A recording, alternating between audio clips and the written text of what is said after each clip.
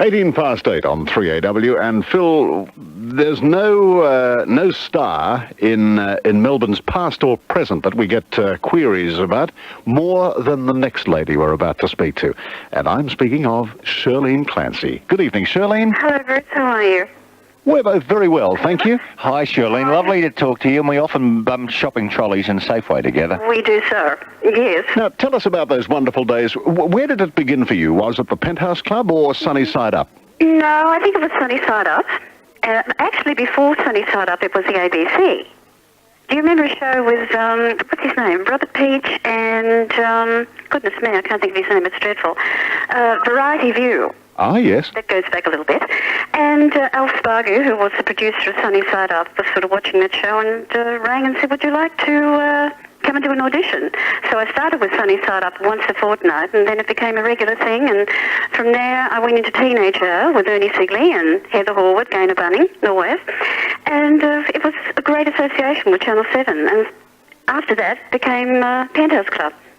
Did you spend much time with people like Elaine McKenna, who was a big star over at Channel 9, and Dorothy Baker? Did you all sort of get together and swap notes at times? Yeah, well, pardon me, I've got a cold.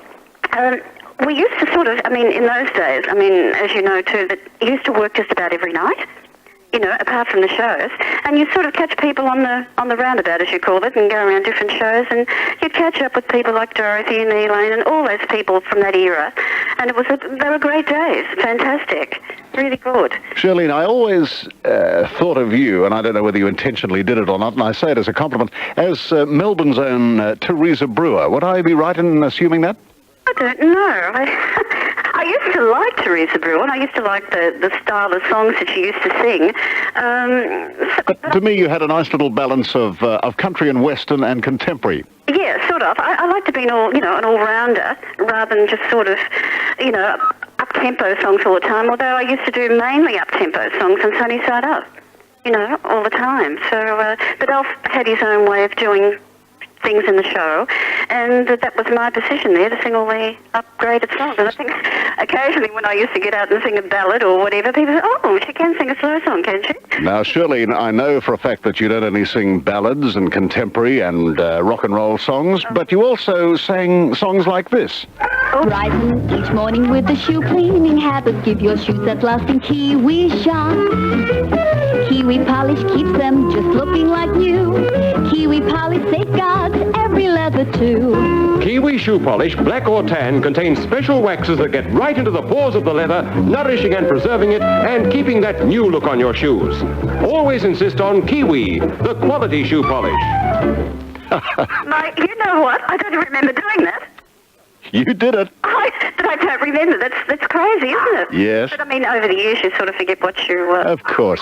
Can you hear my little menagerie here? Yes. I hear a bark. Sorry about this. That's all right. Little poodle and Pekingese are going mad here. Well, Shirlene, apart from jingles and commercials, did you go into a recording studio very often? Not these days, Philip, no. No, but did you in the early days? Yes, I guess I did.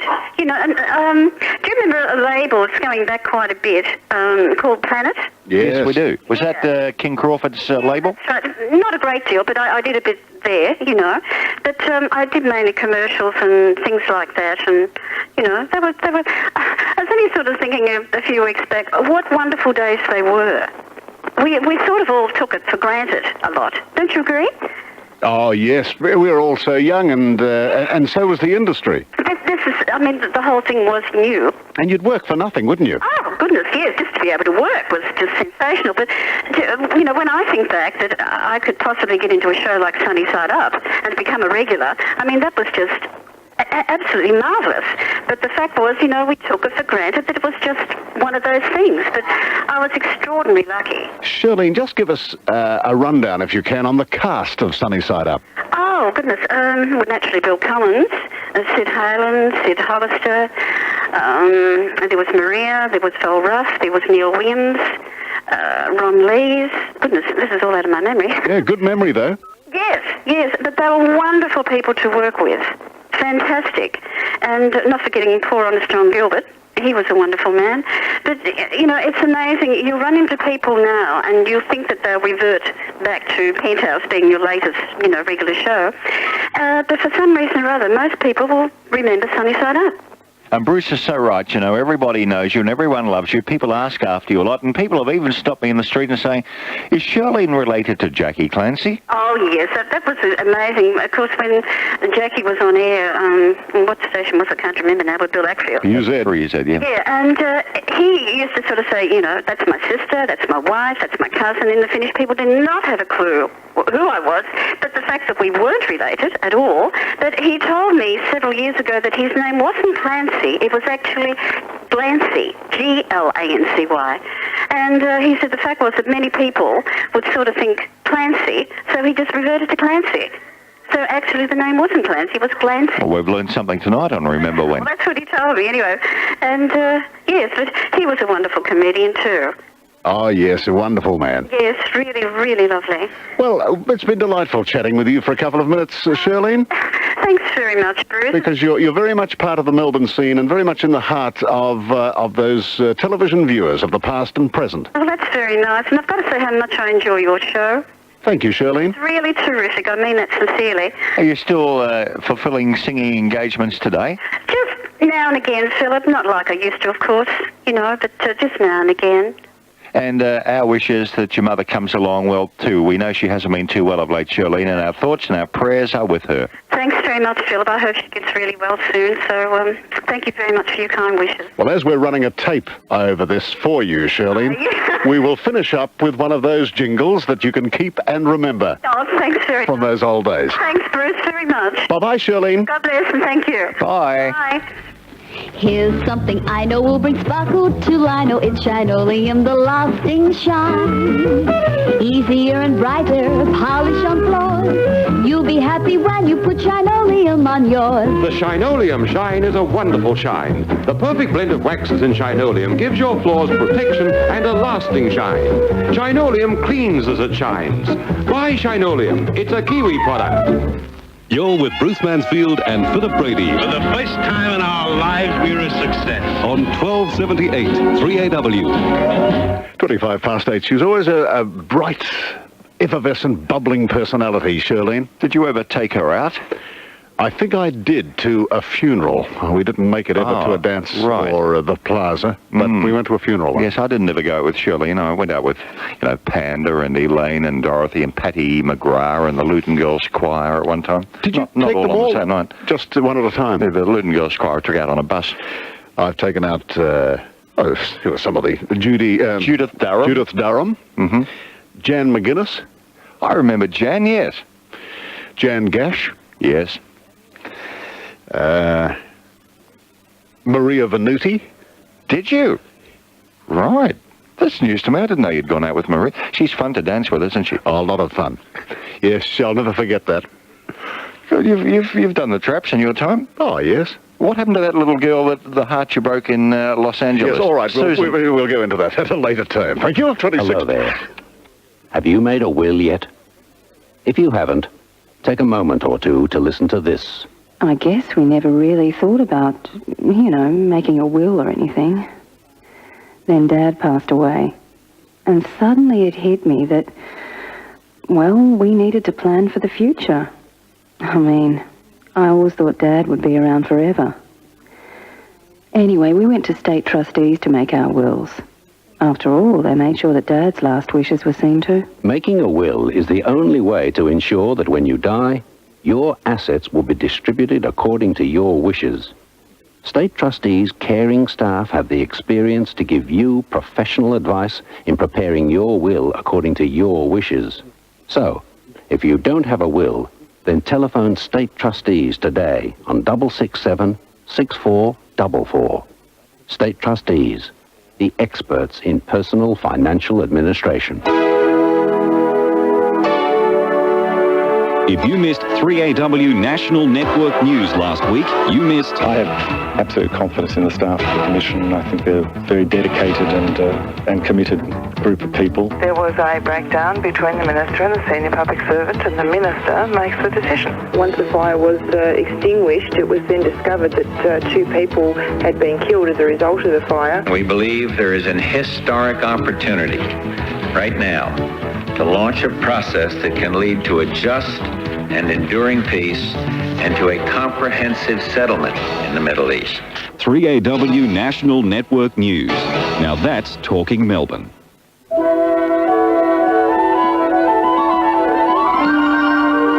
If you've been searching for wonderful radio, that's exactly what you found. Radio Melbourne 3AW, the talk of the town.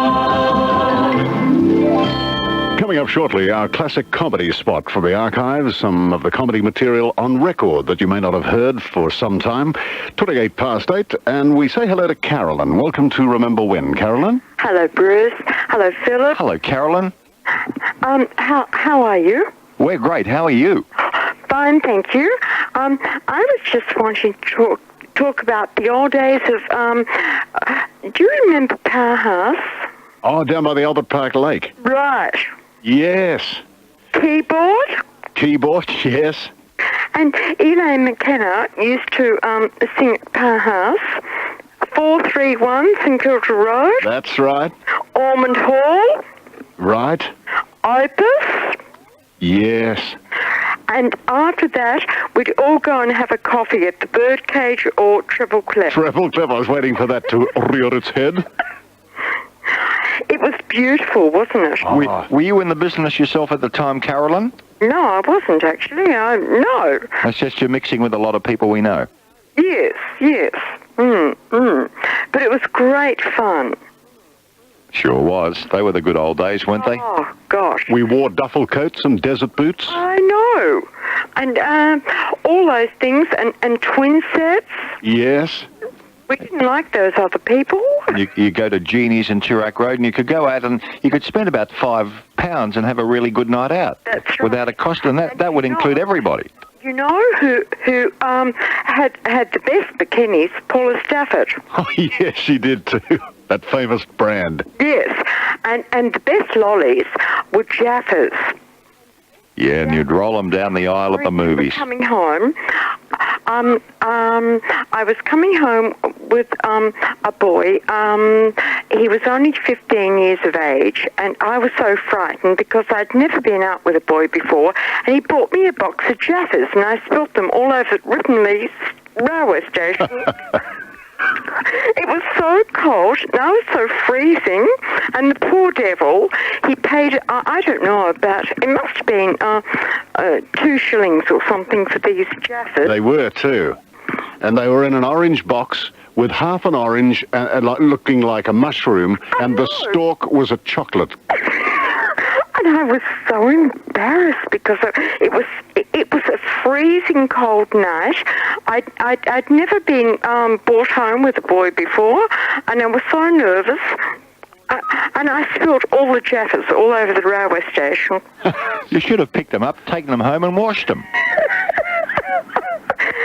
Do you remember about the Gould League of Bird Lovers? Oh, yes. Remember that? We all got a certificate, didn't we, with this man Gould with his face in the middle of it. Right. And I remember going to St Kilda Town Hall, and I didn't like that because I thought that was a bit, old-fashioned, and they played exhibition swing. Oh, lovely. Hey, you've really lived, Carolyn. Yeah, I'm getting a bit old these days. Well, you've brought back a lot of memories for us and a lot of people tonight, Carolyn. Okay. Thanks for the... Silver Star Starch. Silver Star, yes. Yep. And starch in the petticoats. Look, I must let you go. You've got many more callers. Thank you for your call, Carolyn. Pleasure. Good night, dear. Good talking to you. Joe is next online. Hello, Joe. Hello, Bruce. Bruce, markets. The pig market, where was it? Ooh, the pig market. No, you've got me. What about you, Phil? Don't remember the pig market, Joe. Pig market is where the Royal Melbourne is now. Oh, yeah? And I didn't ever think they'd ever get the smell out of it. But what would people do? Bring the pigs in there for... Well, I used to, as a kid, in the about 34, 35, from the North Melbourne railway yards, get 10 shillings, me and a friend of mine, to herd 40 or 50 pigs up there by hand through the road, through the streets, to the pig market. Did they slaughter them there, Joe? No, they didn't slaughter them there. They were sold by auction there. And the Haymarket was the three-cornered place opposite where the dental hospital is. The dental hospital, is it? Yes. Right in the corner. That was the Haymarket. Yeah, where would that be? Opposite where the old Melbourne Motor Inn is today? No, right on the corner of Flemington Road and Grattan Street. Yeah, because that's a Haymarket area too. That's the Haymarket. And there was a Lucerne market in Victoria Street and Elizabeth Street on the corner, little corner block there, which right outside the National Hotel there. They used to bring the Lucerne in and sell it for the people with their horses, for the horse fodder. I remember every suburb used to have its grain and corn store. The one in Heidelberg used to be in Burgundy Street near the railway over Burgundy Street, underneath the railway line. And there's one that still exists in Auburn Road, Hawthorne. That's right, Burwood Road and Auburn Road. It's still there, Joe. Murphy's. That's it. That's right. On the corner of Auburn and Burwood Road. Burwood Road. Yes. A friend of mine lives just around the corner from there. You can buy dog food there today, actually. Can you? Well, I do. I go to a lot of these places. Now, tell me, have you ever played Tip Cat? What sort of a game was that? Tip Cat. It was played with a piece of round timber, about 4 to 5 inches long, was pointed, and the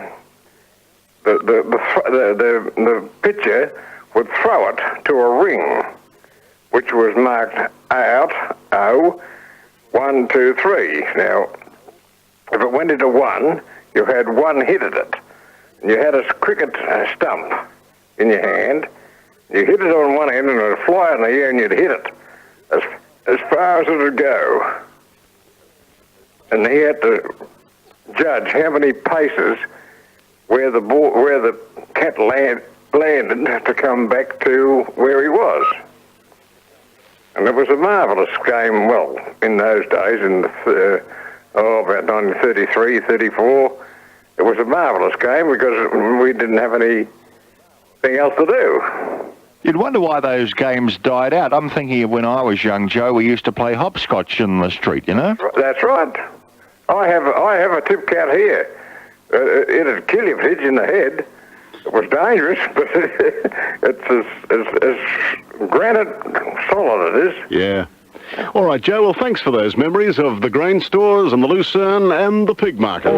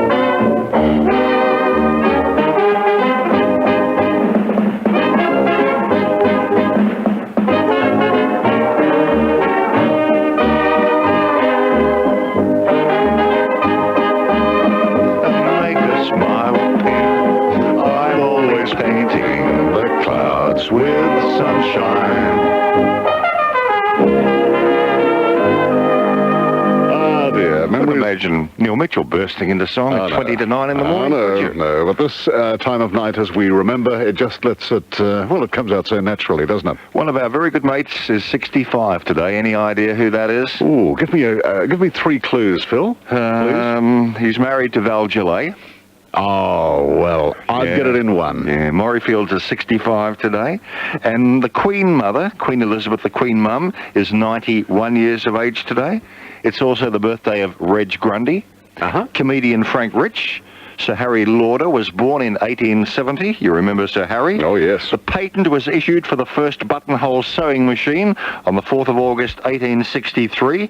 Hans Christian Andersen died in 1875. The silent screen star Pearl White died in 1938 in Paris. Frank Fontaine from the Jackie Gleason Show. Remember Frank Fontaine with the rubber face and the beautiful voice? He died in 1978 in Spokane. It's also the day on which Carson Robertson was born in 1890. Remember, life gets tedious, don't it? Oh, yes. And the fine actor Melvin Douglas died at the age of 81, 11 years ago today in New York. And he made a movie very close to his passing. It was... Was that called I Never Sang for My Father? I think something like that, yes. Yeah. And he was quite aged when he made it. Great actor, wasn't he? Yes. My word. It's 22 minutes to 9 on 3AW, and this is classic comedy when we go back into the archives and play some of the famous the classic records that have been brought out. I loved Wayne and Schuster last week. Now, how can you top that? Well, I think I can do that, or hopefully, with the best of Peter Sellers. And on one track, he sends up James A. Fitzpatrick, who used to do travel logs in the cinema. Oh, yes. When they'd say, now, this is beautiful Hawaii with the palms on the shore, and we say farewell. And he did this to a track called Balham Gateway to the South, in which he set up in a little English village and made it as big as a James A. Fitzpatrick travelogue. Right. If you haven't heard it, you'll enjoy Peter Sellers. Have a listen to this. And we've just heard that.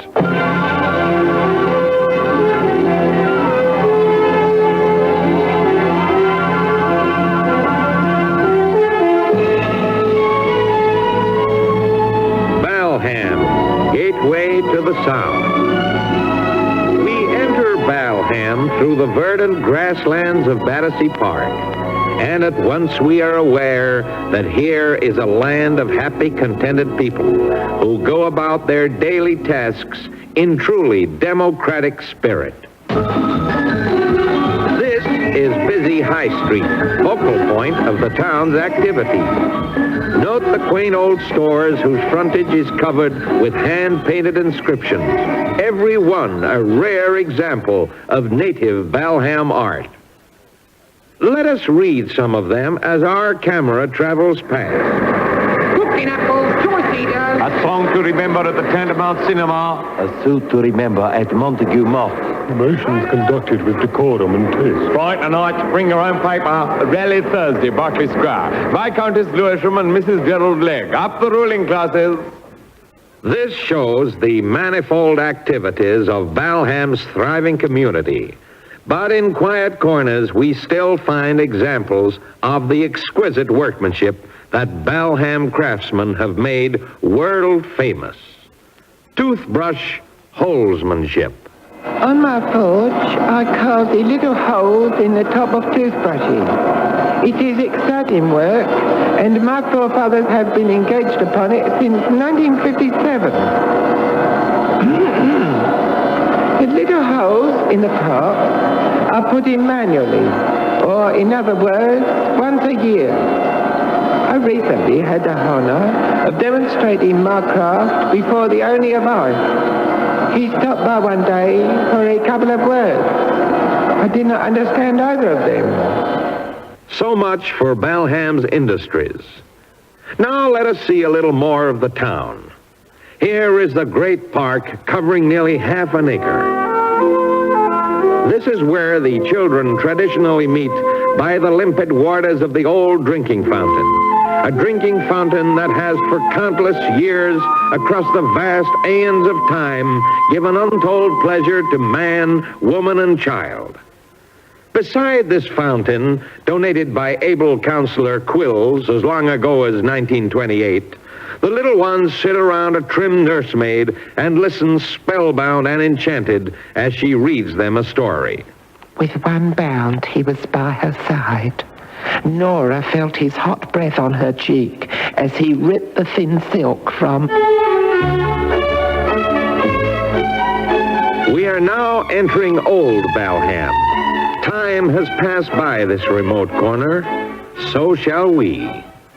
But Balham is not neglecting the cultural side.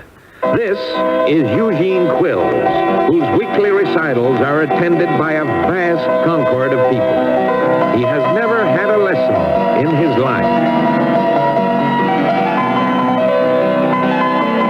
Such is the enthusiasm of Balham's music lovers that they are subscribing to a fund to send Eugene to Italy, or Vienna, or anywhere. Night falls on Balham. From Quill's Folly, Balham's famous beauty spot, which stands nearly 10 feet above sea level, the town is spread below us in a fairyland of glittering lights, changing all the time. Green, amber, red, red and amber, and back to green. The nightlife is awakening. The El Morocco Tea Room.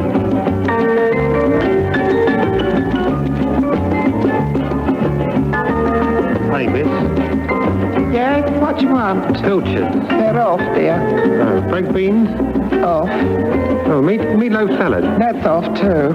Pot of tea? No tea, dear. Or just milk then? Milk's off. Roll and butter then? No butter, dear. Oh, just a roll. Only bread, love.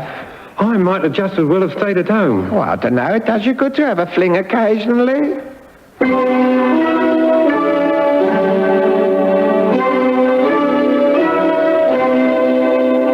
And so the long night roars on. The last stragglers make their way home, and the lights go out one by one as dawn approaches and the bell of St. Quill's Parish Church tolls 10 o'clock. Balham sleeps. And so we say farewell to this historic borough with many pleasant memories and the words of C. Quill Smith, Balham's own bard, burning in our ears. Broad-bosomed, bold, becalmed, benign, lies Balham, foursquare on the northern line. Matched by no marble save in eastern scene, a rose-red city, half as gold as green. By country churchyard, ferny fen and mere, what Quill's mute, inglorious, lies buried here? Oh, stands the church clock at 10 to 3, and is there honey still for tea? Honey's off, dear.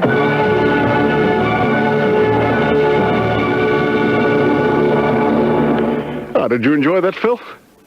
I thought it was wonderful, Bruce. I don't think you heard a word of it. I did. You yeah. were doing your bingo numbers. And No, I heard every word of it. It was a send-up of the James A. Fitzpatrick Traveller. Yeah, which I said 10 minutes ago. With Peter Sellers. That's wonderful stuff. And what else was in it? Okay, let me quiz you about the Melbourne story. Where did we go tonight? Up the Yarra. Yeah, we did, yes. With one paddle. On 3AW, This is no time for levity. you're with Bruce Mansfield and Philip Brady on Remember When. And you're all going to love the 9 o'clock special coming up in quarter of an hour. I feel I'm on show in here, folks. I can't tell you. Obviously, I am supposed to epitomise your reaction at home, how you're enjoying the show or otherwise.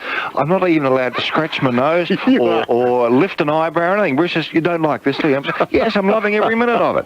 I mean, you're watching me. I have to be a captive audience to everything that happens. You're my only gauge as to whether it's working or whether people are enjoying it. I mean, if you go around with your nose stuffed in the air and getting coffee and going to the toilet. No, but I like to keep my hands busy, and I'm the sort of bloke who likes to do 3 or 4 things at once. I'm a typical Gemini, you know. Yeah. I just can't sit here for 6 hours without filling in a crossword or doing something. Just sit rooted at 9 o'clock and listen to something very special. Well, of course I will. Yeah, good. You can count on it. Don't move. And speaking of things special, a commercial break. Humus is what comes out of the compost bin after the straws, scraps and clippings and things go in. Hey, Dal, there's a worm on the telly talking about making humus. He says it makes your soil better. Means you wouldn't have to do so much heavy digging. That'd be good, eh? Not much sense of humus. Land care is in your hands. Get yourself a compost bin. 14 minutes to 9 on 3AW, and strangely, but interesting that this is the highest temperature we've had for many months. It's 15 degrees. Normally it's about 8 degrees at this time. Yes, but you know, even if it was a cold night, you'd be cosy and warm at Alexandra Gardens because they have central heating there from room to room. Well, even at 15 degrees, if it's getting a bit hot, they'll put a blast of cold air. Yes, you can open a window if you want. Oh, you can. I have an auntie that's enrolled into Alexandra Gardens. We sent for a brochure, and she's very, very impressed. Can hardly wait. Are you paying her keep? No, but she is selling her house, of which she will use that income for a weekly rental. It's a very good investment to move into Alexandra Gardens. Bruce and I know people who decided to spend a weekend there, and they've been there for 5 years now. Absolutely. And they've never left the premises. No. They have never been outside the front gate, even though shops and transport are close by, and so is the Yarra River. They think they can't get out, but it's not true. Oh, no, they're welcome to if they want to. They can get a day pass if they want to. You can have your toes done there. You can have your hair nailed, your feet, your nails. Of course they can leave. They just have to check with the security guard. He'll put down his cannon, and they're free to come and go as they please. And you'll see happy, smiling, contented people up there right now. I know. Looking forward to a week together of activity, fun, friendship, companionship. You know, you might be sitting in your room at Alexandra Gardens right now. You might have an itchy foot. All you have to do is press the panic button and a chiropodist will come running with her little tray of goodies. If in the middle of the night you have a spasm or some type of cramp, just hurl yourself at the wall where the emergency button is, and the cavalry come charging in with mouth to mouth. And you know, at 3 o'clock in the morning, if you want to go to the bathroom, you don't have to paddle down or twaddle down a cold hall, whatever you'd normally do. Waddle. Because you waddle. That's not twaddle or paddle. Yes, exactly. I'm thinking of the Yarra River nearby.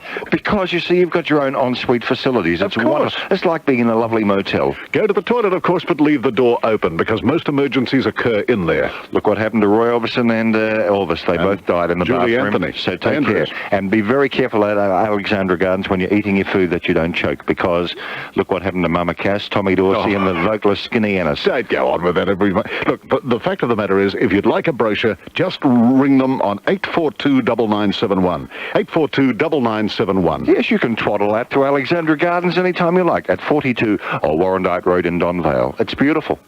It's Alexandra Gardens. LMCT 414. Hello? You're with Bruce Mansfield and Philip Brady Somebody knocking on the phone. on 1278 3AW. Did you ever hear of anybody marrying a man? Sure. Who? My sister.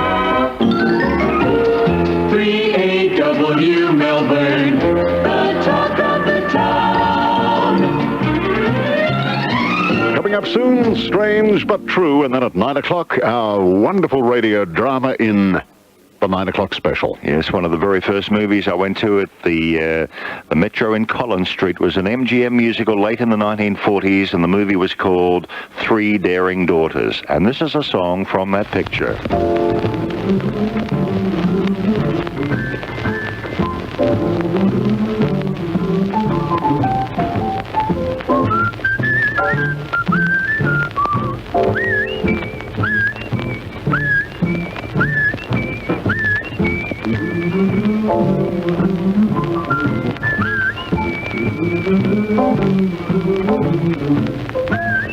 A dicky bird whispered, haven't you heard?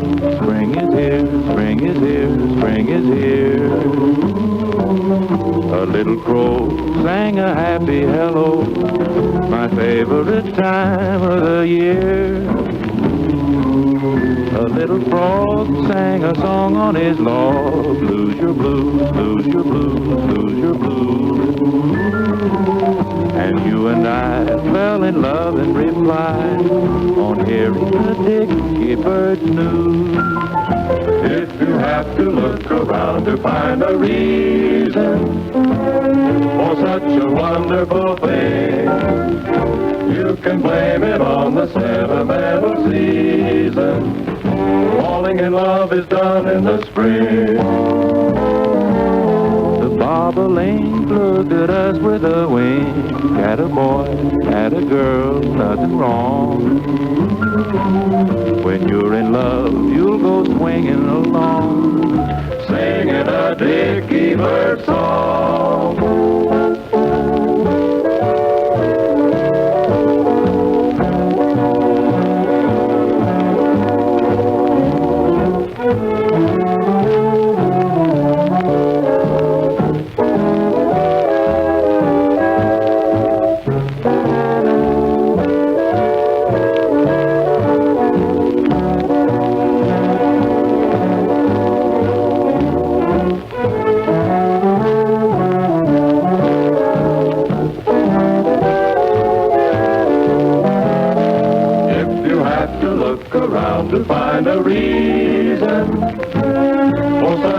wonderful thing.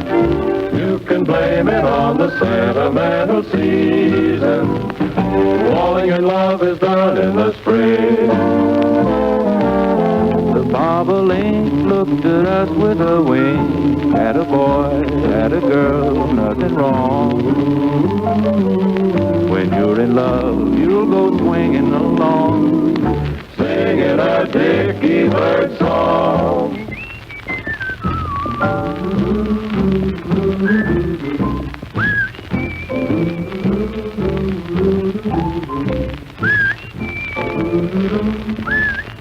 That's the Freddie Martin Orchestra with the Dickie Bird song and vocals by Merv Griffin, who's better known to American television viewers as the host of the Merv Griffin Show. And it's just 3 weeks from now I'll be off to the United States for that big band bash on the banks of the Mississippi in Davenport, Iowa, with the orchestras of Glenn Miller, Guy Lombardo, Jan Garber and Russ Morgan. And I'll be spending time with Shirley Morgan, who spoke to us on Remember When this year. Will you be appearing on the Merv Griffin Show? No, but I'll be appearing at the big band bash. They've asked me to draw a raffle during the afternoon. What do you actually have to do? Well, I've got two duties to perform while I'm away. I think I'll take that yellow Olympic jacket of mine from the 1984 LA Olympics. Look at that, you sell popcorn. But they haven't seen that in Davenport, Iowa yet, and they want me to co-host the afternoon with the Russ Morgan Orchestra. And then I'm comparing a symphony concert under the stars with the Lexington, Kentucky Philharmonic on the banks of the Ohio River. Will this make Time magazine, or is it big news over there, or just, but like, say, how big is it? Well, it's sort of like you comparing music for the people, I guess, in the Fitzroy Gardens. Oh, well, that was lovely. Yeah, so I'll be keeping you posted. I'll be phoning you from place to place, different spots American Airlines drop me along the way, different airports, you know. We'll look forward to it. We've got Strange But True coming up in just a minute, but we say hello now to Helen. Oh, good evening. Are you going to miss me, Helen? Excuse me, I beg your pardon? Are you going to miss me? Yes, well, I was just wondering. I hope there's no one going to take your place. No, I can assure... No, Bruce will be... No, I can assure you, no, we'll have guests, but certainly no co-compare. I wish I was fitter than what I am. I'd come in and be your secretary. I'd take your phone calls for you. Yes, you could too. Hey, better still, you could carry my luggage for me. Yeah, but how's Luke? Oh, he's a lot better, Helen. Thanks for asking. Bruce, your family would be happy. You wouldn't have to take them to the football. You could sit and watch them win, couldn't you? What a great win last night. Yes, wasn't it? Terrific. Yes, that's right. And the Mighty Blues done it too. Yes, you did. Yes. That chap that was talking about the pig market and that before the hospital and whatnot. Yes. Yes, that's right. That. Yeah. And Yeah. the corn store and whatnot. But then, when you come to think of it, it's not really that long back because, the Melbourne Hospital, as you know yourself, it was started by that. It was only continued with the help of the American soldiers after the war when it was built. Yes. And of course the old Melbourne Hospital, which was eventually the Queen Vic. But then the Queen Victoria Hospital before that was where the Peter McCullum is now. Right. That used to be the original Queen Vic. Yeah. And when they were talking about the school photos, I've still got school photos here of my three sisters. I've still got them to this day, and in fact, I've kept all the school photos of my children, and that. Funny thing, we always hold on to those school photos, don't we? Yes, I love looking at the school photos. Yeah. Always shot against a brick wall. Nothing ever creative. No, they were all just standing in like they'd stand in line at the back, and then a little down a bit further, and then there was the pencil slates that they used to use. Yeah. They used to write the grade on them, sort of thing. That's right. The number of the school, whatever it was. But talking about the old times when before perms come in or anything like that, I used to roll my hair up in brown paper bunnies and whatnot. And everything. kiss curls all around. Of course. Yeah. Lovely memories of Helen's hair. Thanks for calling, Helen. We have to go because it's time for tonight's episode of Strange But True. The fearsome monks. In Japan, there is a form of unarmed conflict so deadly that its practitioners must register with the police. For a skilled karate wrestler can split a 2-inch block of wood with the side of his palm, sever a roofing tile with a blow of his foot. He is able to incapacitate a man with one punch. No wonder that the practice of karate has been more closely guarded than the rules of judo. Yet experts claim that there has never been a fatality amongst karate students.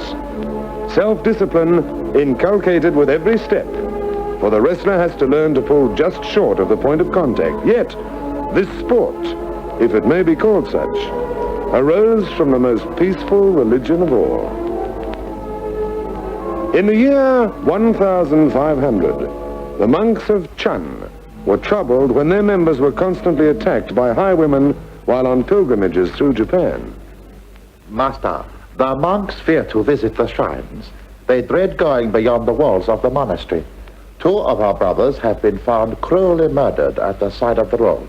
Nevertheless, each monk must perform his pilgrimage. At the cost of death, Master. The Lord Buddha has granted me a vision, whereby we may protect ourselves. But it is forbidden to carry any weapon. Only the aged may take a staff to lean on, and this may not be used to inflict injury upon anyone. We must learn to discipline our bodies, so that our hands will be more deadly than the sword of the samurai. Our feet as strong as an iron mace. But this is violence, Master.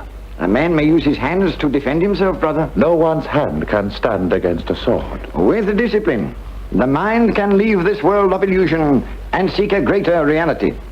With discipline, the body can be made to turn a steel blade. Around this post, rope will be bound, and each day the monks will beat their fists against it until the blood runs. This is madness. The will is stronger than the flesh, and soon the flesh will yield and become stone-like. It will take many moons, Master. When the monks have learned to control their bodies, they will travel on pilgrimage, fearing no evil from any man. And so karate was founded by monks who desired only to worship in peace. It could be a fatally dangerous art if it were taken up by hoodlums and criminals. But so strict are the rules, so intensive the requirements of its technique, that moral strength is developed together with physical strength. Because of this, there is only a handful of karate masters in Japan, whilst many thousands have acquired a fair skill in judo.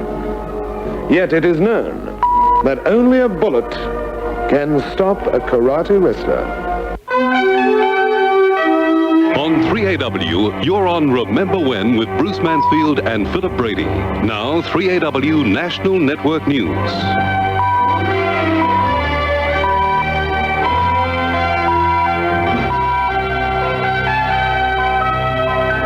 14 degrees in Melbourne, a few showers tomorrow with a top of 14. It's 9 o'clock. Good evening, I'm Ron Burke.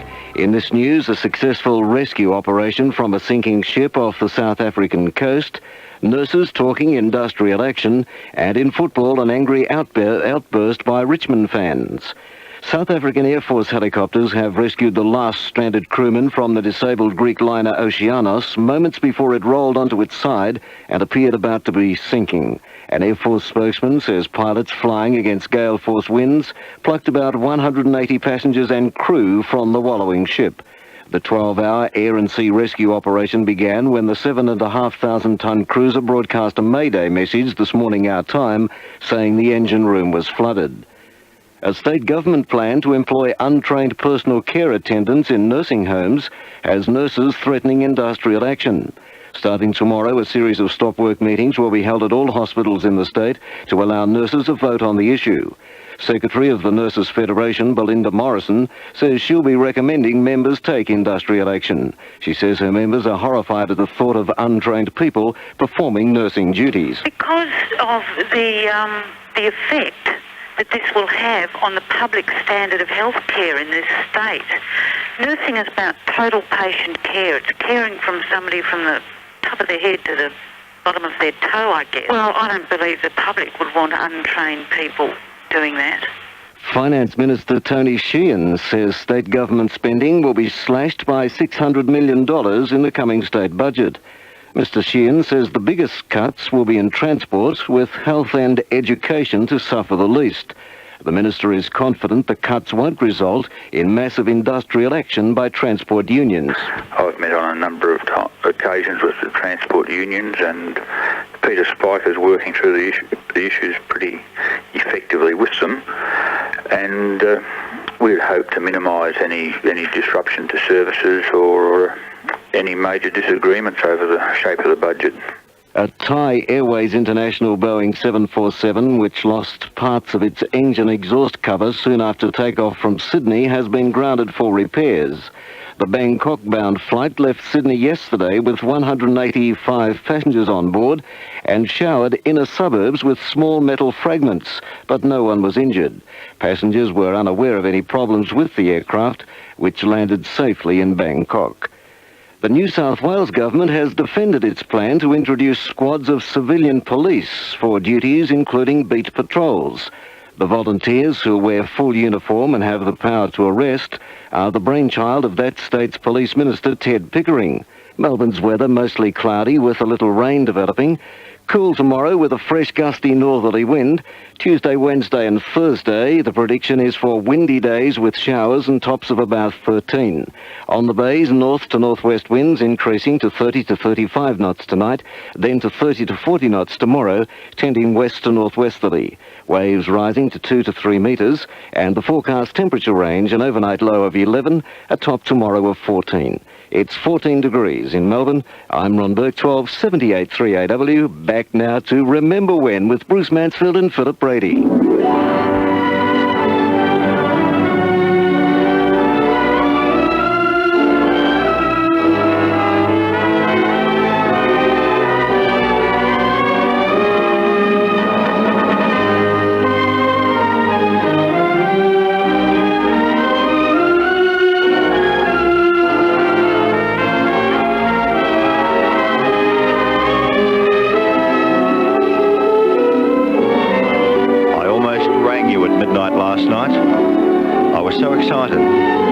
Welcome to the 9 o'clock special.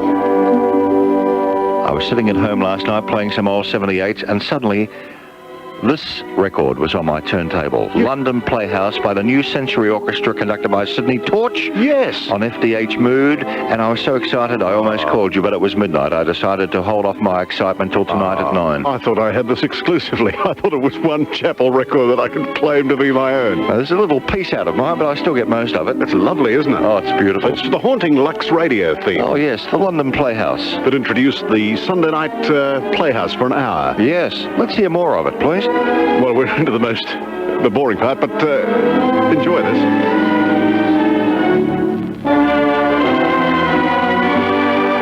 Now, I want to guess what the 9 o'clock special is. Give me some clues, old buddy. All right. 3DB Saturday nights. Yes? Well, there's one very good clue. Okay, well, it could be Sports Parade. Go on. See if this just charges your memory. The title of the series itself.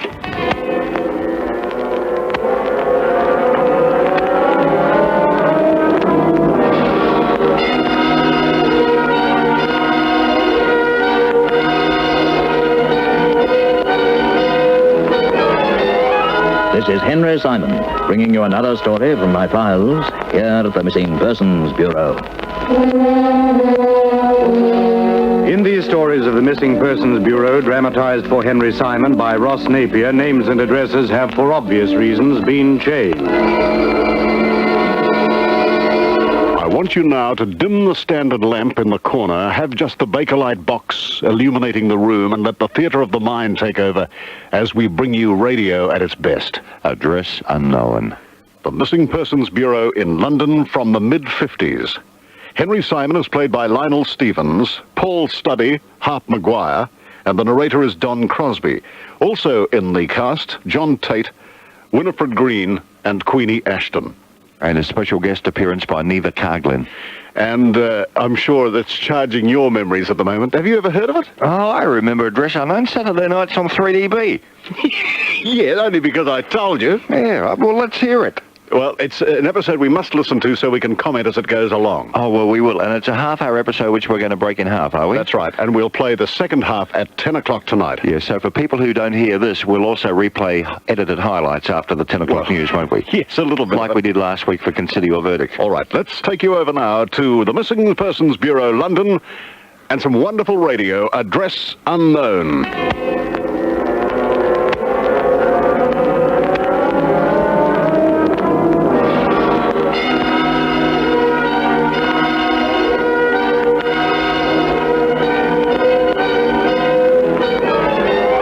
This is Henry Simon, bringing you another story from my files here at the Missing Persons Bureau.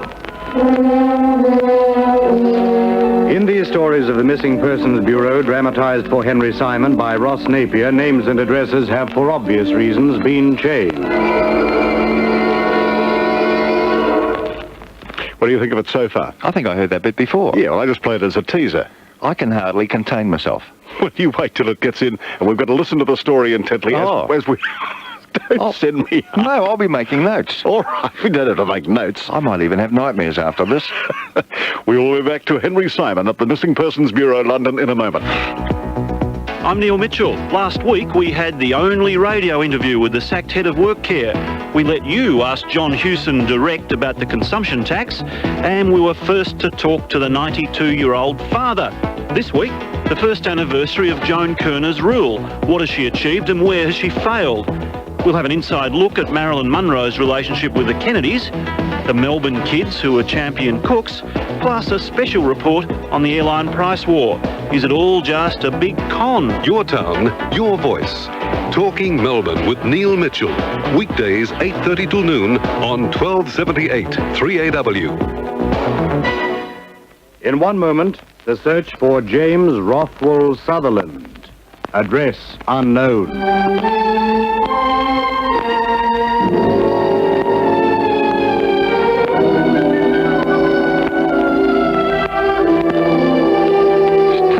To get into this, isn't it?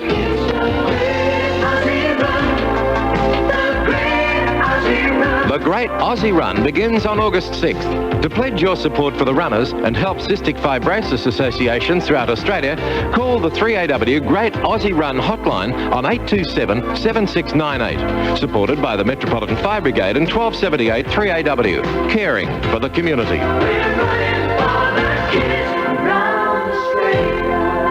Back now to the Missing Persons Bureau, London, and to... About time. And to Henry Simon, Address Unknown.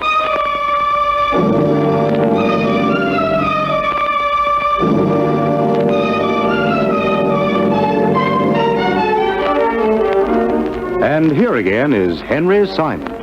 The staccato clatter of machine gun fire broke the stillness of the dawn. Everywhere, khaki-clad men dived for cover, flattening themselves upon the desert sand as a deadly hail of lead combed the area. A second machine gun opened fire, but they were sitting ducks, 30 British soldiers behind the enemy lines. Caught unawares, they had very little or no chance indeed to fight back. Of their 3 trucks, the first in line exploded with a roar. Then the second, and 17 men lay dead where they had fallen. Then it happened. From under cover of the remaining truck, a man emerged, the top half of his body bare, his left leg spurting blood from 2 separate wounds. Stumbling, staggering, he ran blindly in the direction of the first machine gun, miraculously surviving its lethal blast. 30 yards away, he pulled the firing pin out of a grenade, flinging it hard and high. The first machine gun spoke no more. And with not a moment's hesitation, the bleeding figure charged the second. It was over almost before it had begun. All was still again, as the lone one turned his back upon the silent guns and abruptly fell face downwards in the sand.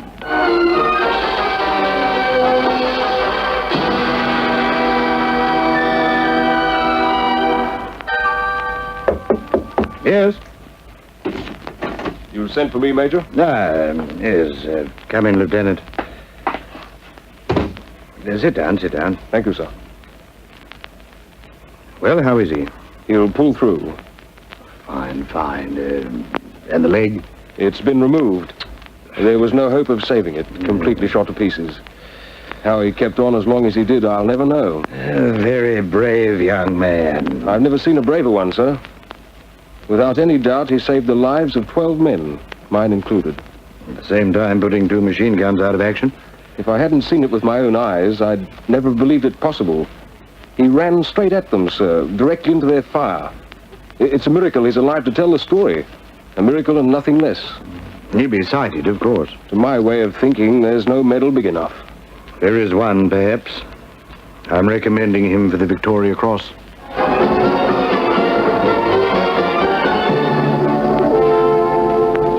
Thus did Corporal James Rothwell Sutherland attain the undisputed but coveted status of hero.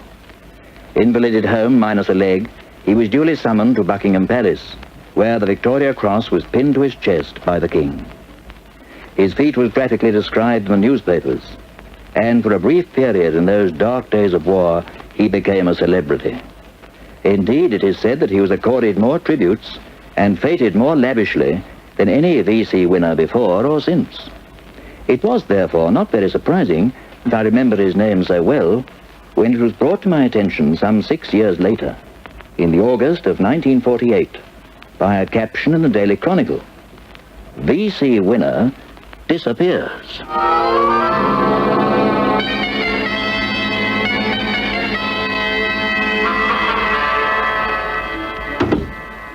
Morning, Chief. Oh, good morning, Sterry. You're in bright and early. Yeah, I figured it was time I tried catching the worm. What's new? I was just reading about this fellow Sutherland. Who? James Rothwell Sutherland, VC. One of our war heroes. Oh, yeah? Well, what about him? Seems he's disappeared. There's an article about him here. Hey, wasn't he the one who lost the leg? In North Africa, yes. He stormed a couple of machine gun posts. Single-handed. Yeah. I seem to remember hearing people speak about him. Mm-hmm. Where'd he disappear from? His home, apparently. He was living with his parents up in Coventry. Not married? Well, there's no mention here of a wife. How long's he been gone? I dare study. You remind me of myself interviewing a client. Here. Oh, sir.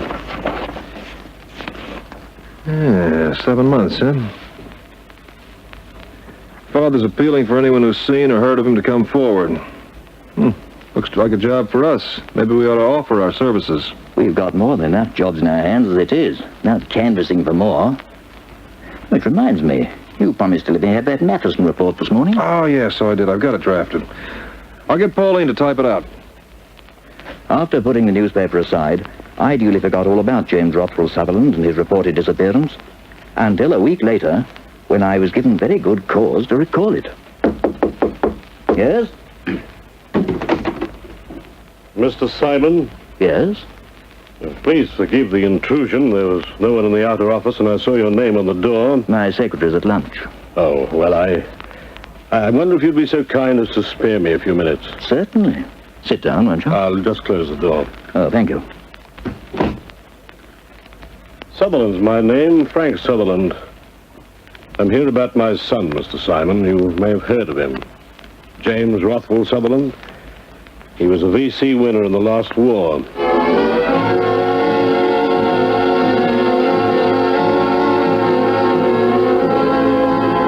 Tall and grey-haired, with straight, broad shoulders, Frank Sutherland then went on to verify the newspaper account of his son's disappearance, a grave frown clouding his well-shaped features. Apart from his 2 years in the army, he lived at home all his life with his mother and myself. He was an only child. He's not married, is he? No. Did he have a job of any kind? Well, his ambition was to be a composer. Of music? Yes, he wrote a little poetry. No doubt you think it's strange that a war hero should be interested in the gentler arts. Not at all. Though I must admit I've never actually pictured him as a poet. Well, it comes as a surprise to most people when they hear. Those who don't know him, that is. However, he's never shown himself to be unduly gifted either as a composer or as a poet. He did write a few verses for some magazine or other. They sold 2 of his compositions to an American advertising firm, but other than that, he's had very little luck. Has he no other occupation? No.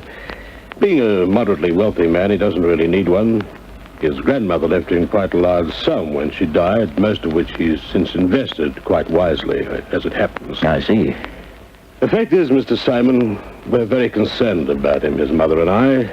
It's almost 8 months now since he left home, and we've not heard a word from him. What were the circumstances of his departure exactly? Well, he said he was coming down to London. That was on a Friday. Mm-hmm.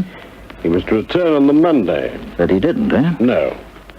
What did he come to London for? Well, he didn't say. We assume he had ideas of trying to sell some of his work. Just how close was he to you and his mother? Oh, well, we thought the world of him, naturally, but it's difficult to put into words. One never quite knows what he was thinking or feeling. He didn't believe in discussing his problems with us or with anyone else, for that matter. Tell me, did his war experiences affect him at all? Apart, of course, from the loss of his leg. Well, they didn't appear to, no, but the publicity he received certainly did. Oh? In what way? Well, for some reason, he didn't seem to want to be a hero. He gave the impression that he found the role an embarrassing one. Embarrassing? As for all the fuss that was made of him, well, he endured it, but that's about all. One stage, there was talk of erecting a statue in his honor. He wouldn't hear of it. I've never seen him so emphatic about anything. He's an odd boy. I can't tell you what a shock I got when I heard of his bravery. He was the last person I expected to distinguish himself in battle. What I mean is, by nature, he's always been so meek and mild. The thought of him charging 2 German machine gun nests, wiping them out, well, for long enough I simply wouldn't believe it. But there can be no doubting the fact that he did just that. There were 12 witnesses, including Lieutenant Charlton, one of his officers. It's often at times of great stress, you know, that people reveal their true selves. Oh, true. Did he have many friends? Not really, no. He's always kept pretty much to himself. Romantic interest? Oh, the only girl he ever displayed any interest in at all was Judith. Judith? Judith Barry. She lived next door to us. Still does, for that matter. They were seeing quite a deal of each other at one time. Was there ever any talk of marriage between them? Well, it was more or less assumed that they would marry eventually. Assumed? By whom? By both families. Were they keeping company up until the time of his disappearance? Off and on, yes. They go to the cinema once or twice a week and occasionally to a dance. And he gave her no indication at all that he was going away? No more indication than he gave anyone else. She was quite put out about it, for which I couldn't blame her. I think she rather took it for granted that they'd be married too, although I'm almost certain he never broached the subject with her. Were they friendly before the war? They've known each other since they were at school. While he was away, they corresponded quite regularly. How old is Miss Barry? 25, 26. And your son? 29. Did he know anyone in London? Was there anyone in particular he might have contacted? No one I can think of. Unless... Yes? Well, about 3 months before he left, Ron Charlton came to see him. Ron Charlton? The officer I spoke of, the one who was with him when he lost his leg. Oh, yes. What was the purpose of his visit? Well, he was passing through and stopped by to say hello. I remember him telling James if ever there was anything he could do to help him anyway, not to hesitate to let him know. I see. You wouldn't know where he could be contacted? I'm afraid not. Curiously, till now, I never really gave him much thought. Oh, I dare say I can find out from military headquarters. A lieutenant, did you say he was? Yes, I believe he was later promoted to captain. Captain Ron Charlton. Fine. Well, no sense in delaying it. I'll phone them right away.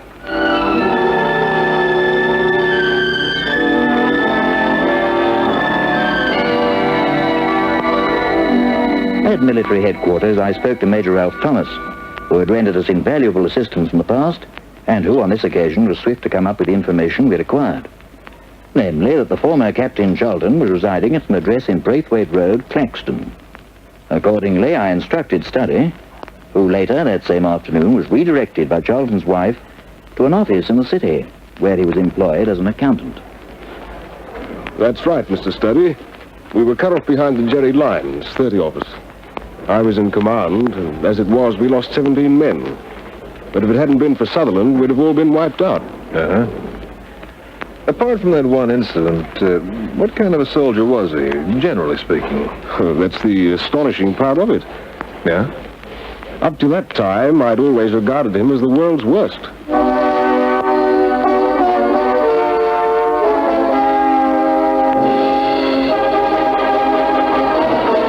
Henry Simon returns to continue this story in just a moment.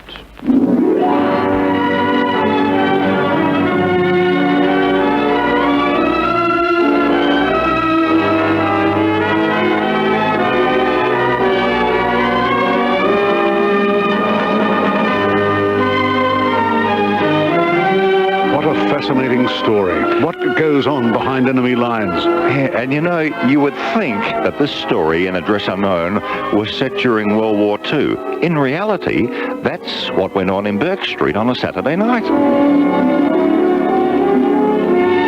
But Captain Sutherland losing his leg and then admitting that he didn't want the erection of a statue in his honour, even though he was awarded the VC. What are your thoughts on that? I mean, you've been following it closely. What a hero. In Address Unknown tonight, Guy Leclerc played James, while Major Ralph Thomas was played by Rue Pullen.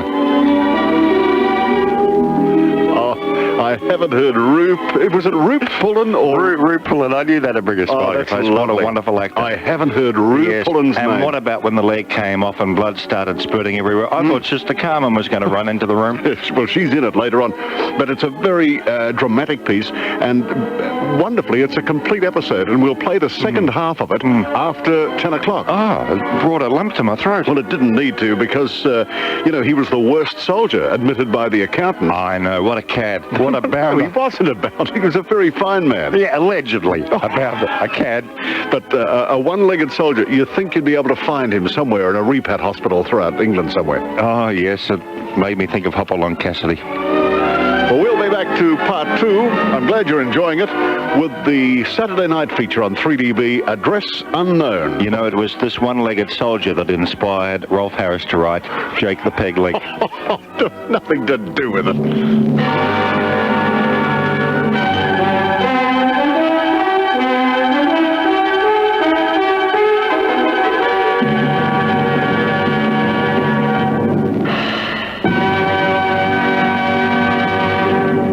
A brief synopsis of what happened in the last 15 minutes after the 10 o'clock news. Hi, folks. How are you? Good to see you. How are you, buddy? How did you know I was going to say that? Oh, I don't know. Just by the look on your face. Listen, if it's magnetic products you're looking for goodness sake, talk to Dick Wicks. Dick has stores at 186 Huntingdale Road, East Oakley, 1191 Glen Huntley Road, Glen Huntley, right next door to Gilmore's. You never leave the studio to go to the bathroom, do you? You sit there for 6 hours, getting very full in the face. No, I don't have any need to. No, you're hardly human. Dick Wicks is also in Gower Street, Preston, at 271 opposite the Preston Town Hall, and the news store, Diana's store, at 1357 Toorak Road, Burwood, on the city side of Warrigal Road. I bet you never even burp. Well, you make up for both of us. You're continually burping and going to the toilet. Yes, well, I'm older than you are, you know. I think you've got a collapsed... Do you have to get up during the night sometimes and go to the bathroom? Very seldom. Oh, I do. Very 3 or 4 times a night. You see, must be a very placid sort of individual. I'm not sort of jerking around a lot. No, maybe I drink more than you do. By the way, there's ample parking behind Dick's Burwood shop. Just look for the signs. It's opposite Bow Repairs. It's on the city side of Warrigal Road. Plenty of off-street parking at all of Dick's 4 friendly stores. Well, those are magnetic pillows, as we know. They've just arrived in. They were lumbered off the Fair Star when she steamed up Station Pier only this afternoon. Under blankets, magnetic head, neck straps, back supports, magnetic knee, ankle, elbow, wrist and thigh supports that are in plentiful supply. And don't forget, girls, the brassieres and the pants. And there's even magnetic jewellery and a fabulous quartz watch for men and women with a magnetic wristband, all very reasonably priced from our buddy Dick. Huntingdale Road, East Oakley. I won't go through the addresses because Phil has just mentioned. I want you to be left with the phone number, all right? But yeah, sure. Not you, people listening at home. Okay. 883-9696. If you could make a note of that, it would certainly cause a lot of peace as far as we're concerned. Slower, please. I'm slightly dyslexic in the right hand. 883-9696. 9696. And that's the 24-hour information line. Absolutely. And they'll send a brochure to you post-haste. LMCT 414. This is Remember When on 3AW, 28 past 9. We hope this helps you say, have a happy day. Couple of calls there, Phil, and Chris is first up. Hello, Chris. Hello, Philip. Welcome to you, Chris, from both of us. Thank you. A few weeks ago on your program, I won a dinner for 2 at the Swansea Bistro at York on Liddell. Yes. And we went out there today, and it was quite delightful. And I just thought I'd say thank you to them and to you. What a lovely thought, and I'm glad. Can you remember the verse that you got right on Remember When? I certainly can. The last time I saw Paris. Oh, yes. Oh, yes, a lady known as Paris. So gentle, so rare, has left her charming homeland. What did you have to eat, Chris? Oh, goodness me.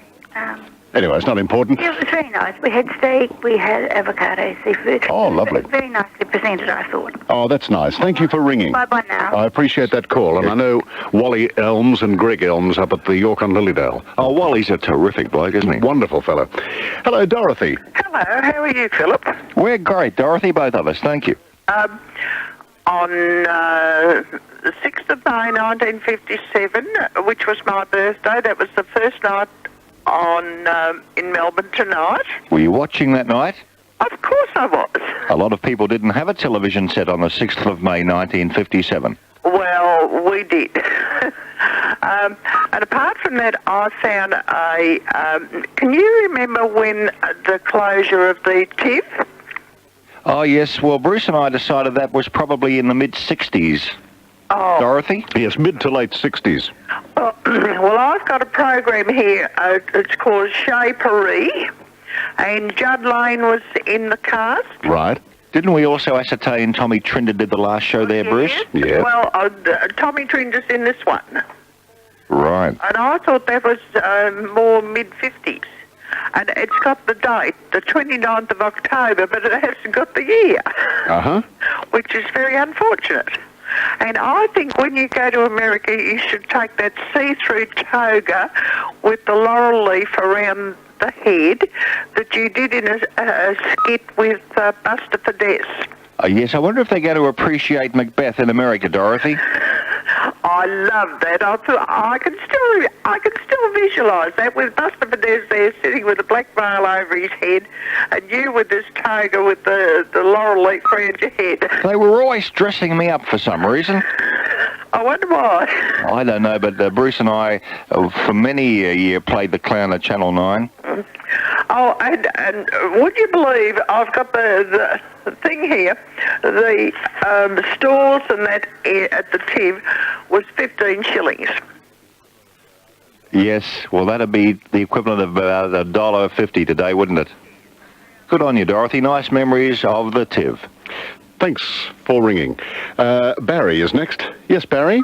Yes, good evening, Bruce and Phil. Yes, Barry. What I wanted to ring you about was there used to be a program on 3UZ on a Sunday afternoon before the official Top 40 was played. There was Laugh Till You Cry, and before that was a half-hour serial called The Devil's Duchess.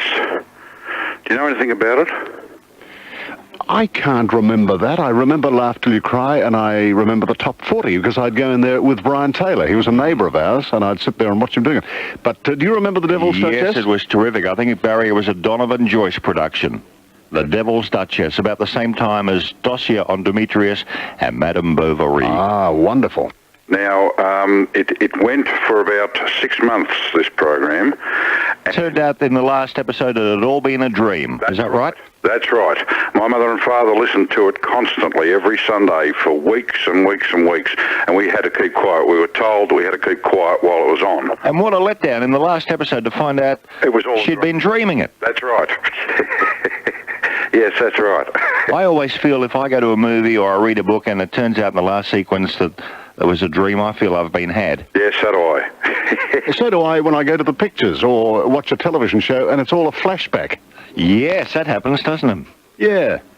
That's right. Yes, I just wondered about that. I wondered if you knew anything about it. But well, originally I think it had been on at 7:15 at night on 3UZ as part of Darrod's Theatre of the Air, and that afternoon Sunday replay would have been, the second time around. Yeah. All right, thank you very much. Righto, Barry. Thanks very much. Thanks for the call. Do you remember, Bruce, Darrod's Theatre of the Air, where they'd sponsor all these terrific quarter-hour serials day and night? Phil, when I was at KZ, I was a panel operator. I did night time, and I was very proud to do that because it was a peak shift. You had 5 announcers around the microphone at 7 o'clock. Phil Gibbs, Kevin O'Gorman, Eddie Barner. Would have been hard to get a word in, wouldn't it? Well, it was, with all these fellas squatting around the mic, and they were all leaning over each other. All sharing one mic, were you? Yes. And I was behind the big oak panel in the Trades Hall, and at 7:15 Monday to Thursday, the theme, the Hungarian Rhapsody. Yeah, by list. And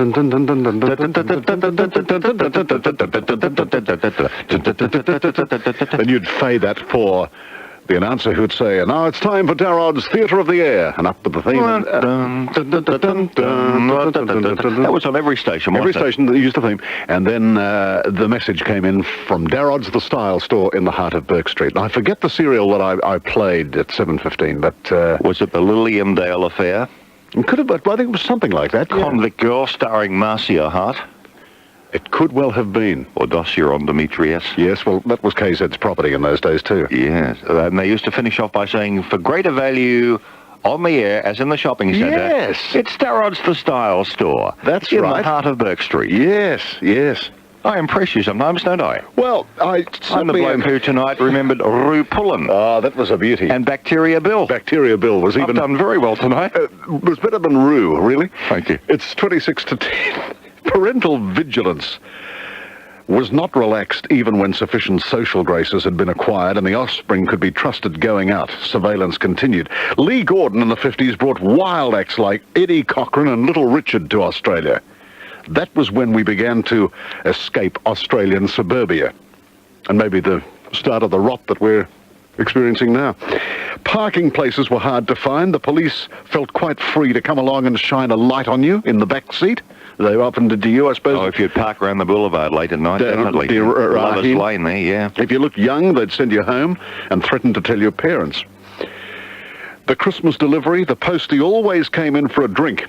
Mum would give him 10 bob in an envelope and a cold beer. Everybody did that. And the garbos and lavatory men got 10 bob or a couple of beers.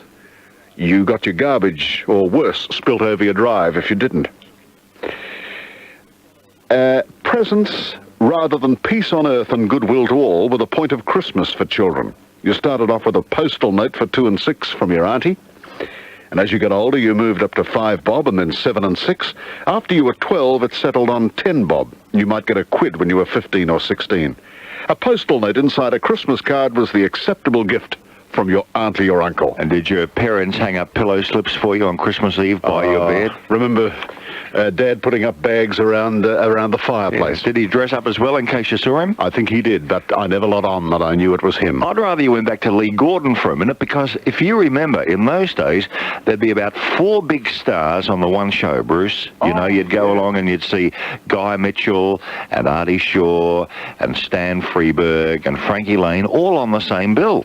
Who was the very first big overseas star that you went to see? Was it Johnny Ray? I think it may have been Dick Van Dyke's brother, Fred Van Dyke. Was that his name? No, he read the news at 3UZ. Oh, sorry, yes.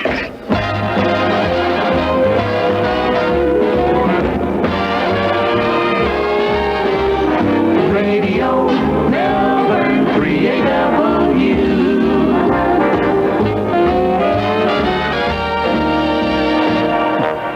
Do you remember on Nightline we were discussing Bing Crosby and his early recordings?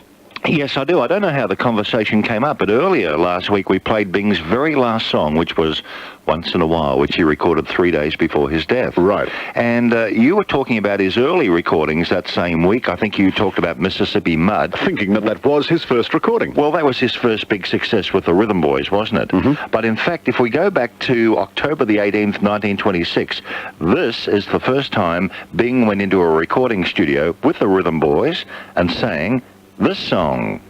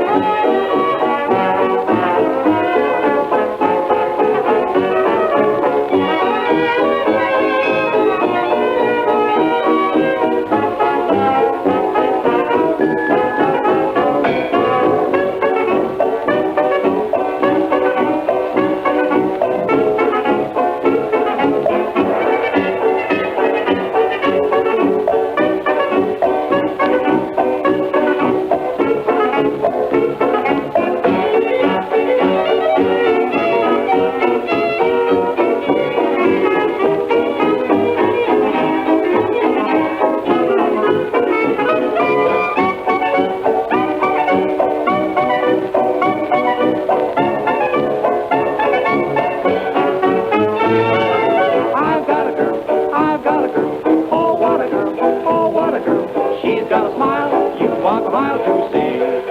Riddle-oo-loo-loo, I had a heart and lost my heart. Just had to be, just had to be. She had a heart, she gave her heart to me. All those lips, all those eyes, oh, can't you see? She's just the kind of a girl you'd want your girl to be. I'm satisfied, so satisfied. Who wouldn't be? Who couldn't be? I've got the girl, she's just the girl for me.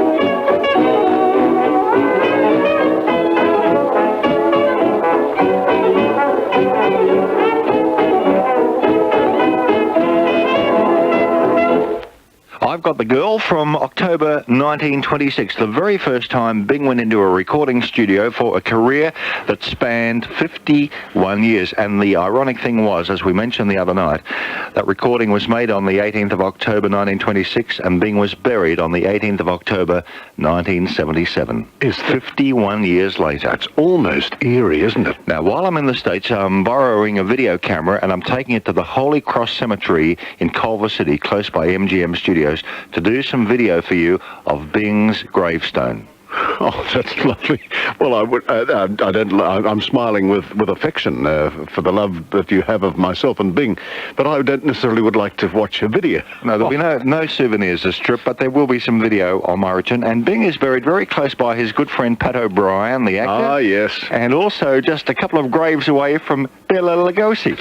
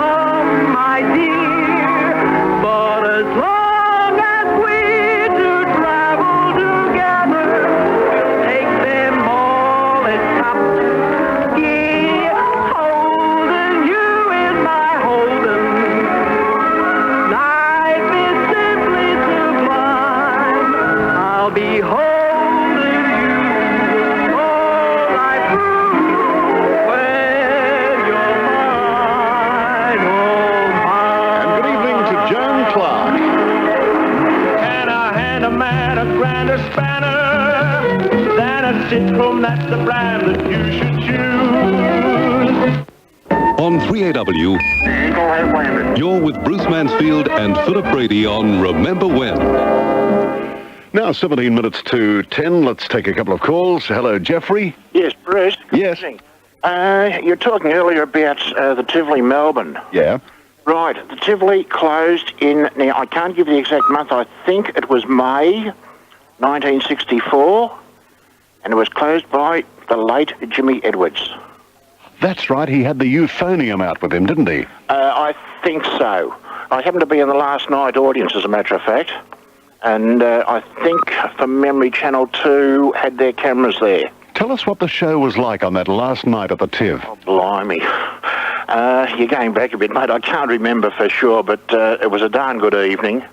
And when they came, after the show finished, they came down into the audience, and I've got a souvenir photo of it actually. I wonder if that also coincided with the opening of Channel 7's Teletheatre, because Jimmy Edwards was at the opening of that. I'm not sure, Philip, but I know the Tivoli closed, I think it was about the end of May, and they turned it into a picture theatre for, I think, probably about 12 12 months, maybe 18 months, and it went up in smoke roughly Cup Eve in 1966. Yes, I remember I was at XY at the time doing 9 to 12, and they said, why don't you do a special on the Tivoli? Yeah. And they found a lot of the old performers like Jim Gerald who were living down in rooming houses down in St Kilda Road. Right. And I went down and knocked on a few doors and got some great old Tivoli stars. Well, would you believe I was in hospital the night the Tivoli went up in smoke? And it brought tears to the eyes. Well, you'd remember that for many reasons. Oh, well, I loved a lot of the TIV shows. They were good, and yeah, some of them were bawdy, but they were normally, their jokes were normally double-sided. You know, so you could take them whichever way you wanted. Yeah, double meaning, yeah. Yeah. No, I think, well, the TIV wouldn't last now if it was still here, but I think it's definitely missed.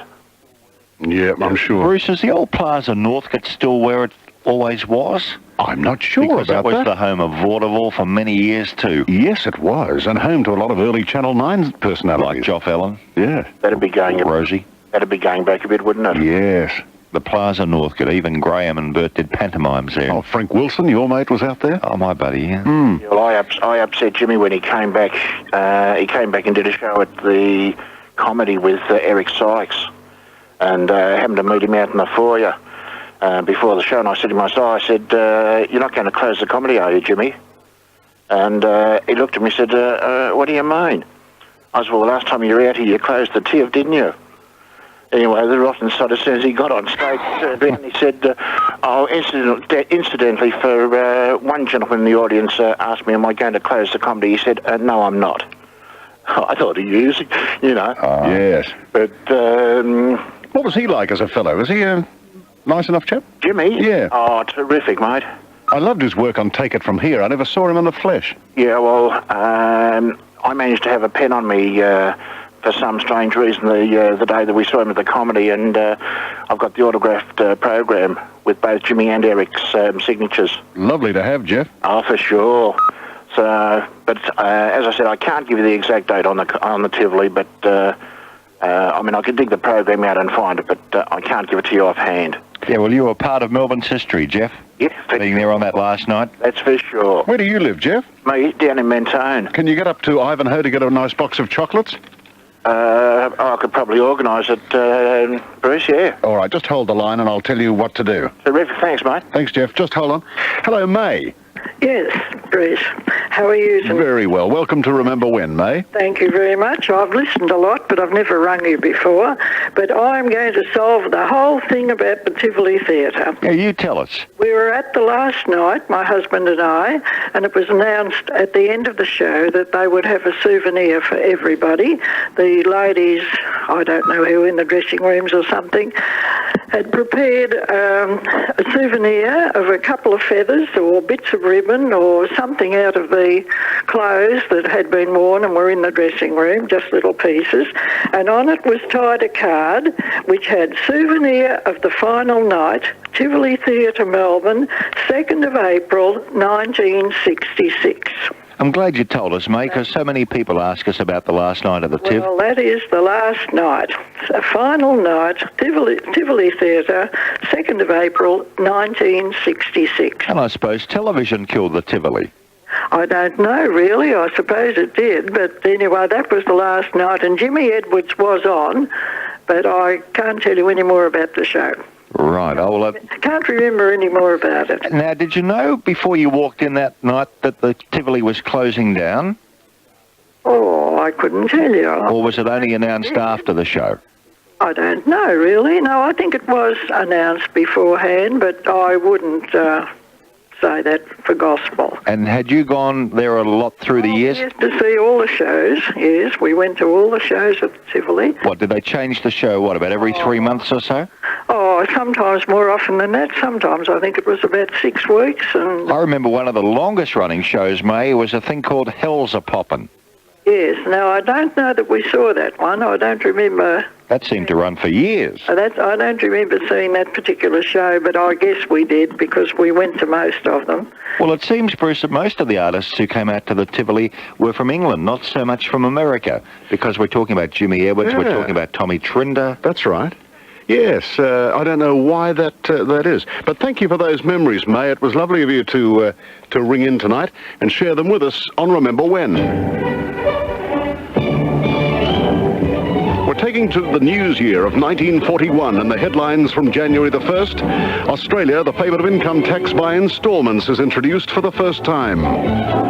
In January 8, 1941, the War Cabinet decides to form the Australian Armoured Corps. In Canberra, the government announces a child endowment scheme of 5 shillings a week starting July the 1st. January 20th, in Washington, Roosevelt is inaugurated for his 3rd term as president. Mussolini declares southern Italy a war zone and puts it under martial law. HMAS Sydney returns home after serving in the Mediterranean, where she survived 60 bombing attacks. Here in Melbourne, White Crow tomato sauce is advertised in The Age at 10 cents a 13-ounce bottle. February 18, Australian troops arrive to reinforce the British garrison in Singapore. Australian poet Andrew Banjo Patterson dies. March the 3rd, Bulgaria, German tanks advance against the Greek border. Turkish troops on alert. And in Melbourne, the Heidelberg Repatriation Hospital is open. The exhibition buildings have been converted into RAAF barracks, and big crowds greet 7 U.S. warships on a goodwill visit to Sydney.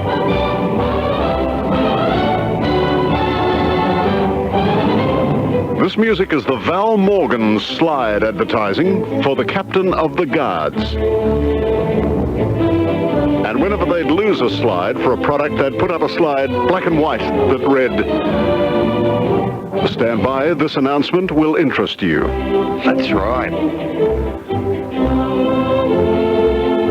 Now, there's a part in this music where it changes and goes into the finish of the Val Morgan slides, and you'll hear the point where the little flimsy curtains would close, but you could still see the slide in the background. Not yet, no.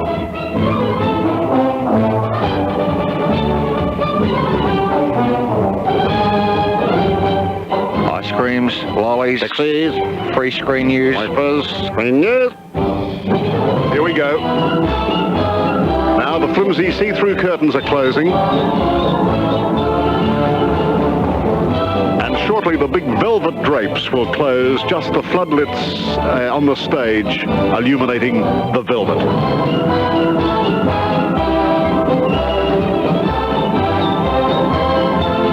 Here we go, this part.